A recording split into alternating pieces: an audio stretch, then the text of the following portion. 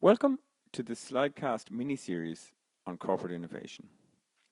In part 2, we're going to look at the pillars of innovation, and specifically innovation strategy, innovation structure, innovation capabilities, and innovation tools. So let's kick off with innovation strategy. So I love this table. I think it's well worth your while maybe pausing and having a look at it for a little bit longer. But on one side we have the exploitative innovation, which occurs in an environment of low uncertainty with a known business model. Normally it's our mature business, the execution business that the corporate focuses on.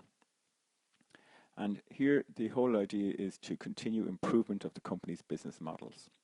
The key innovation strategy question is how could we continue to streamline the existing business model?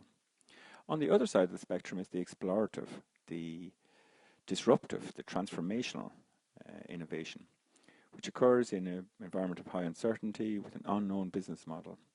We normally look at emerging business areas here, and the key is experimentation with business models new to the company. And the key strategy question is which opportunities do we want to explore to position the company for the future? This is an interesting matrix developed by the Board of Innovation, where they look at essentially two axes: capabilities on one side, where you look at whether the capabilities are being harnessed externally or internally, and intensity, whether the intensity of effort for the innovation is low, medium or high. So for example, if we look at an external capability in a high intense environment, we look at the startup fund. And of course this is a very, very interesting area. It's an area that's a huge amount of focus by corporates. So it could be startup acquisitions, for example.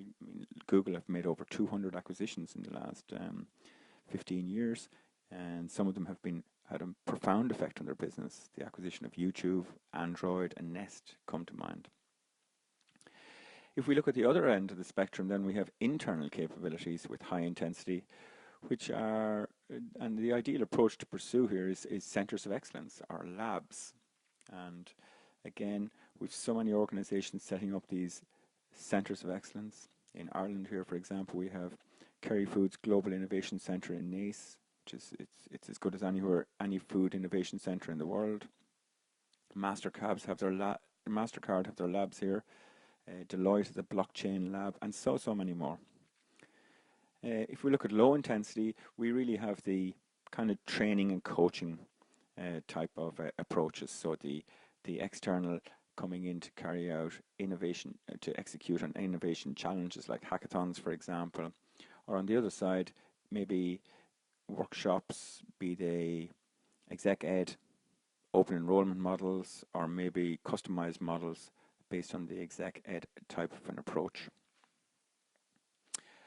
Again, you can have a look here at maybe some of these approaches and which are most ideally suited to different types of innovation. So let's move on to look at innovation structure, the second pillar of innovation, structuring an organization. Well, there's three broad approaches that I've identified here. The first is the ambidextrous approach, where you essentially split the organization into two, both reporting to the CEO, one being the execution engine, the kind of mature business that is really focused on efficiency and incremental innovation. Whereas on the other side, again, this entire unit would be reporting straight to the CEO on the same level as the execution engine, which is the innovation engine, and here would be home to entrepreneurs, new business ideas, iterative processes, experimentation, all that type of stuff. And that ambidextrous approach is so interesting. Govind Jandan spoke about the three-box solution in the context of ambidextrous organizations. A probably more typical approach in most corporates is the line and staff approach, where you appoint a director of innovation, maybe, or an innovation manager with a number of people reporting to him or her, and operates very much in a functional type of basis, be it within a matrix structure or a network structure or whatever. But I mean, essentially, there's a chain of command there around the innovation function. And then, perhaps the least effective, quite cumbersome, bureaucratic type approach is the setting up of committees who are given the responsibility for driving the innovation agenda forward. So that's basically the three types of approaches to structuring an organization. If we look at innovation capabilities, the third pillar, we need look no further than Clay Christensen's fantastic book on the innovator's DNA, where he essentially identified from a very large sample of entrepreneurs and innovators that he spoke to 5 key discovery skills that separate true innovators from the rest of us. And those discovery skills that he identified were the skills of questioning, in other words, always being open to the why, the where, the how, the why not type and what if type of questions. Constantly observing, looking at how things are done and why aren't they done in another way. Constantly experimenting, carry out these little mini tests all the time to try and verify hypotheses that they may have. A fourth behavior that Christensen identified is the network behavior. Innovators tend to be very, very highly networked people. And finally, the association, which is a cognitive process, but it's essentially the ability to be able to bring together, mix and match two apparently unrelated ideas, products, services, processes, and to bring them together to create something completely new. And this is so interesting to think that this is the discovery skills that separate us innovators from the rest. So finally, the fourth pillar I want to look at is the innovation tools. And when we look at innovation tools, I mean, there's so many different types of approaches to innovation. Like reverse innovation is a really interesting approach that's happening at the moment in less developed countries. The traditional approach has been the waterfall approach to innovation management, or the scientific approach. But the real new kind of cool approaches to innovation would include maybe agile, maybe lean startup, design thinking, and of course business model innovation. So I'm just going to look at a couple of them. I'm going to look at the human-centered approach to problem solving, which is that of design thinking.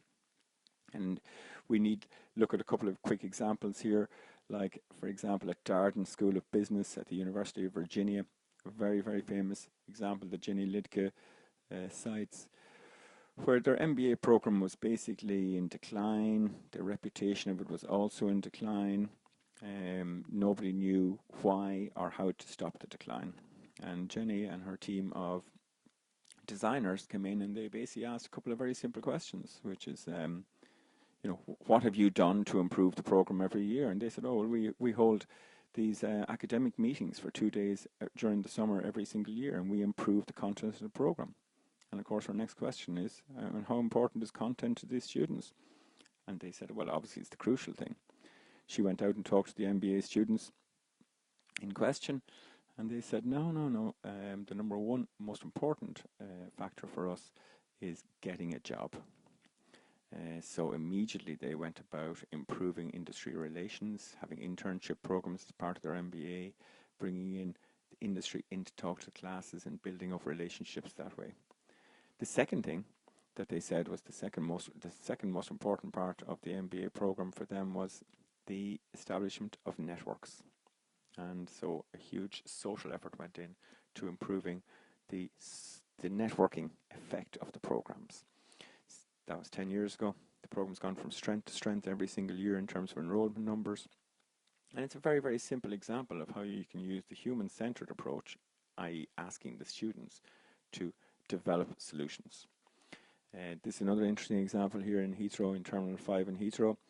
The managers of the facility noticed that a huge number of elderly people in particular were using the toilets, much more so than they thought. It was causing congestion in the toilet areas. They sought planning permission to expand the size of the toilets. It was going to cost a huge amount of money. And an innovator just walked in one day to a meeting and said, but I mean, have we ever asked the elderly people why are they using the toilet so much? And everybody said, but it's so obvious. I mean, they just want to go to the toilet. And he said, no, I think we should ask them. And he spoke to the elderly people in question, and the problem that they were trying to solve by going to the toilet was that they couldn't hear the tannoy system, and they found that the tannoy system was far easier to hear when they were in the bathroom area. So again, a human-centered, very human-centered approach to design thinking. This table here, again, is worth maybe pausing for a little bit. It's the design thinking process, tools and techniques, and here I've laid out the 5 different stages: the empathy, define, ideate, prototype and test, the 5 key stages of design thinking, and what the tools and techniques associated with each one. So for example, we can see that at define, 5 very, very key tools for defining the problem to be solved include affinity mapping, empathy mapping, journey mapping, personas and point of view statements.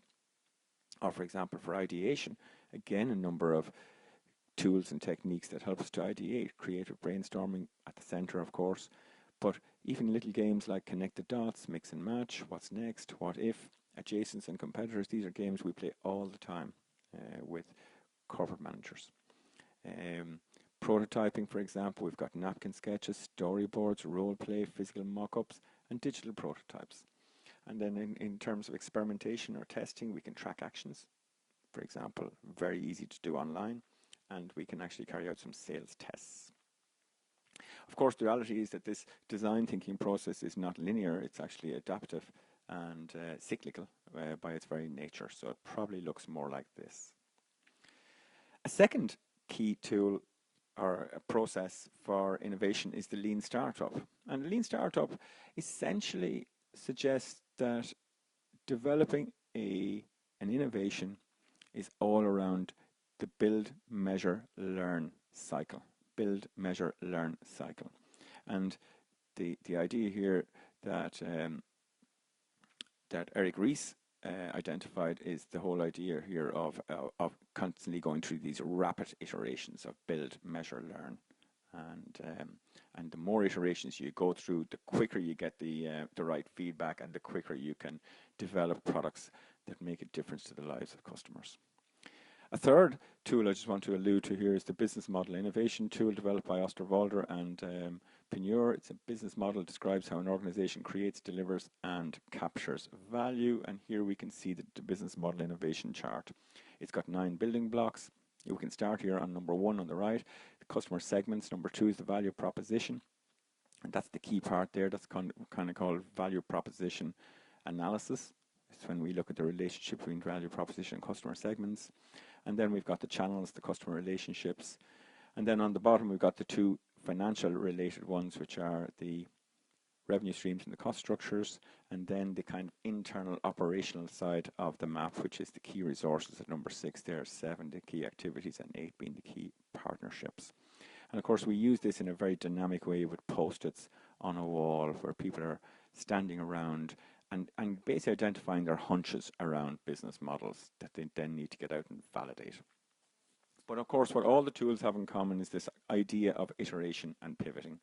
In other words, that we don't get things right first time, that what we need to do is just get something out there as early as possible, get out and ask customers what do they think, and then based on the feedback from customers or other stakeholders, we iterate. And at some stage, we've got to realize that maybe a pivot is what's in order if the customer is saying, listen, that is not something that would improve my life. Again, I repeat the Seth Godin from part 1, the Seth Godin quote from Poke the Box in relation to innovation, when he says the challenge isn't in perfecting your ability to know when to start and when to stand. The challenge is getting into the habit of starting. So that's basically part 2, the pillars of innovation. It's the Slidecast mini-series on corporate innovation. I hope you enjoyed it.